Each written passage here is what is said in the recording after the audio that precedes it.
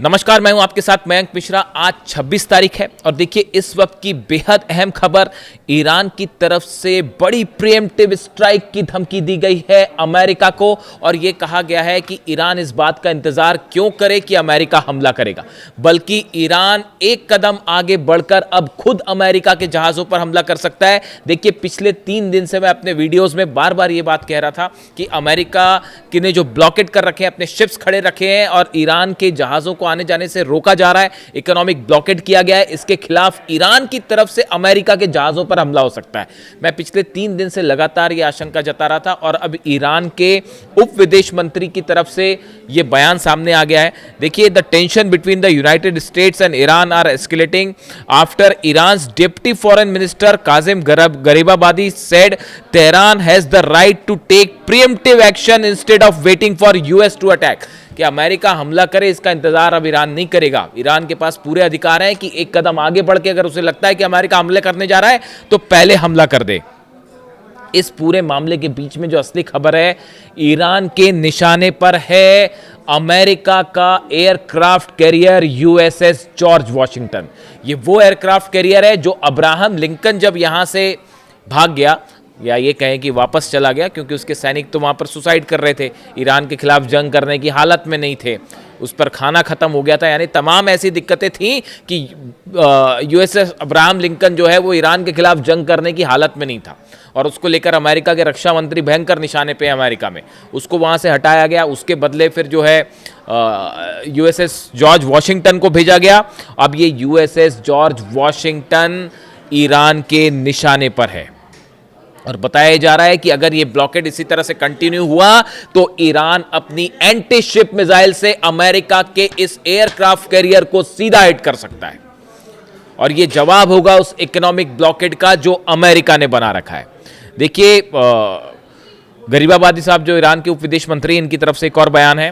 He also stated that the temporary Iran Oman shipping arrangement does not mean the straight of Hormuz will open immediately.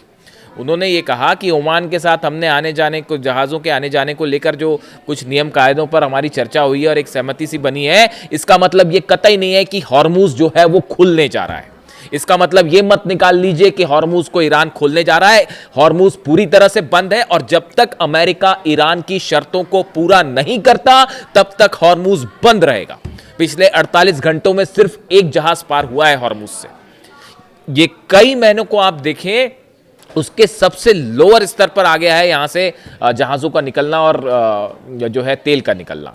General Munir की जब कल मुलाकात हुई मोहसिन रिजाई साहब से, उसके बाद डोनाल्ड ट्रंप का यह बयान आना कि हमने वहां से जो है बारूदी सुरंगें हटा दी और रास्ता खोल दिया है।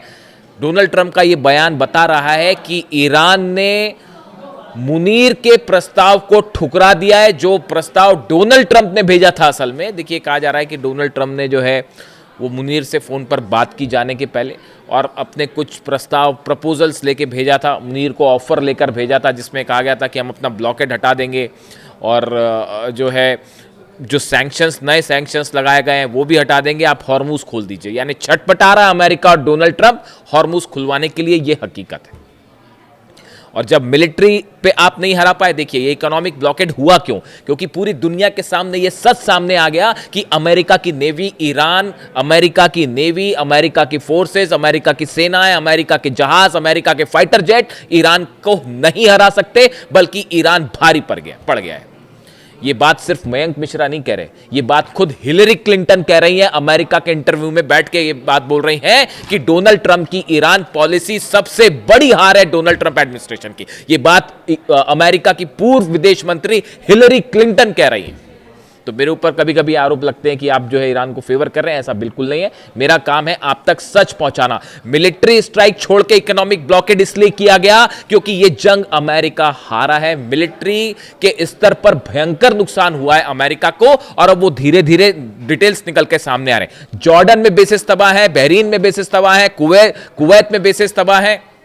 इसके अलावा आप देखिए सीआईए के कई सारे हेडक्वार्टर्स जो है वो हिट कर दिए गए। अब उसका नुकसान धीरे धीरे निकल के सामने आ रहा है। पिछली बार 40-42 प्लेन गिर गए थे, इस बार फिर जो है बताया जा रहा है कि बड़ी संख्या में F-15 जेट्स जो है वो तबाह हो गए। अरब की आप रक्षा नहीं कर पा रहे हैं। अब जो है वो अमेरिका एक कोशिश कर रहा है कि किसी तरह से हूती के हमले रुकवाए जाएं अरब पर। किसके कहने पर सऊदी ने अटैक किया था? अमेरिका के कहने पर। जो सना में इंटरनेशनल एयरपोर्ट पर जो ईरान का प्लेन उतर रहा था उस पर सऊदी ने यह कहकर हमला किया कि साहब जो है उससे हथियार उतर रहे हैं।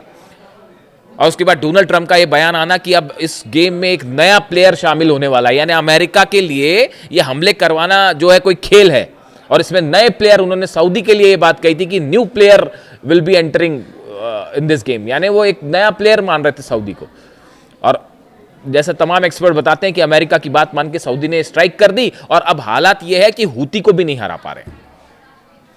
ईरान तो छोड़ दीजिए, ईरान तो बड़ी दूर की बात है, हूती ने कल फिर एक जहाज ठोक दिया सऊदी का, और वो भी मिसाइल मार के, वो ड्रोन भी नहीं, मिसाइल स्ट्राइक हुई। अमेरिका के अब्राहम टैंक्स जो हैं यमन में, अमेरिका के अब्राहम टैंक्स हैं जो कि सऊदी को दिए गए, सऊदी ने ही वो यमन की सेना को दिए, उस टैंक के ठीक ऊपर जो है वो ड्रोन स्ट्राइक करी हूती ने और वो पूरा टैंक तबाह हुआ, उसके अंदर धमाका हुआ, उसकी तस्वीरें वायरल है।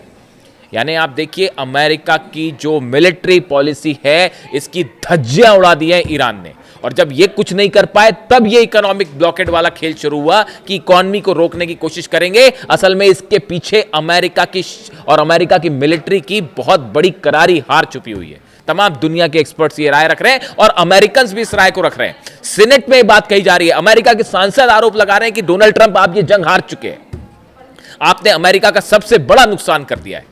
ये बात मैं नहीं कह रहा, मैंने तो ये बात उसी दिन कही थी जिस दिन अली खामनेई साहब का असैसिनेशन हुआ था। 28 तारीख को जो मेरा पहला वीडियो बना था उस वीडियो में मैंने कहा था कि अली खामनेई साहब को अपने असैसिनेट कर दिया। ये असैसिनेशन का नतीजा ये होगा कि अमेरिका ये जंग हारेगा। अली खामनेई साहब के पर हमले का मतलब ये होगा कि अमेरिकन जो हेजेमनी है, सुपर पावर की इमेज है, वो तार तार हो जाएगी। इस हमले का मतलब यह होगा कि अब ईरान एक नया सुपर पावर बनेगा। आज मैं आपको डंके की चोट पर यह बात कह रहा हूं। आपको क्या लगता है ये वॉर रुकने के बाद क्या जंग रुक जाएगी?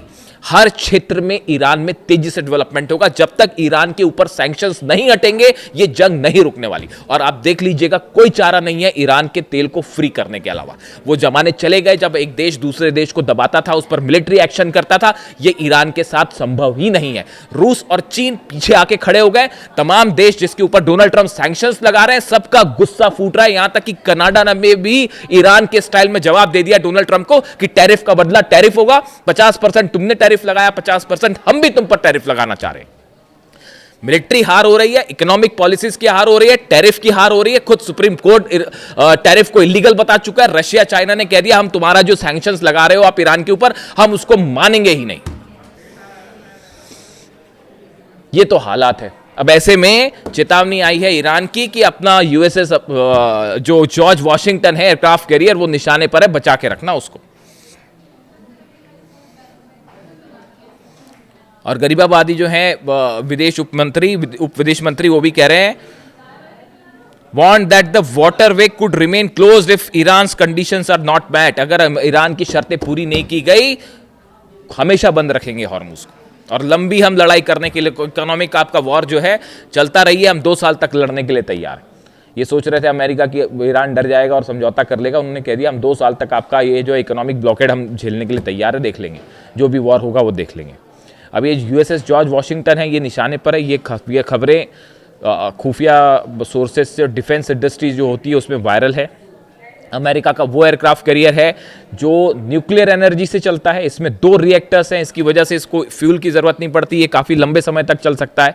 और निमित्ज क्लास का युद्धपोत है, 6ठा युद्धपोत है अमेरिका का जो निमित्ज सीरीज़ का है। इसकी लंबाई करीब 1100 फीट है और ये 30 नॉटिकल माइल्स की स्पीड से चल सकता है। और इसमें 85 फाइटर जेट्स हैं और हेलीकॉप्टर्स भी हैं और 5000 से ज़्यादा सैनिक हैं। अब ये सब के सब ईरान के निशाने पर हैं। अगर ये ब्लॉकेड नहीं हटा, मैं आपको बार बार कह रहा हूं कि अगले चंद दिनों के अंदर ईरान की तरफ से आप स्ट्राइक देखने जा रहे हैं। अगर ईरान के लोगों पर आपने, ईरान के सुप्रीम लीडर को असैसिनेट किया, वहां के आम छोटे छोटे बच्चों पर आपने बम गिराए, अब अगर आप उनकी इकोनॉमिक ब्लॉकेड रोकने की कोशिश करते हैं, इकोनॉमिकली ब्लॉक करने की कोशिश करते हैं, तो ईरान रिटेलिएट करेगा, जरूर करेगा। और निशाने पर अमेरिकन शिप्स होंगे, अरब देशों के जितने ऑयल फील्ड्स हैं वो सब निशाने पर होंगे।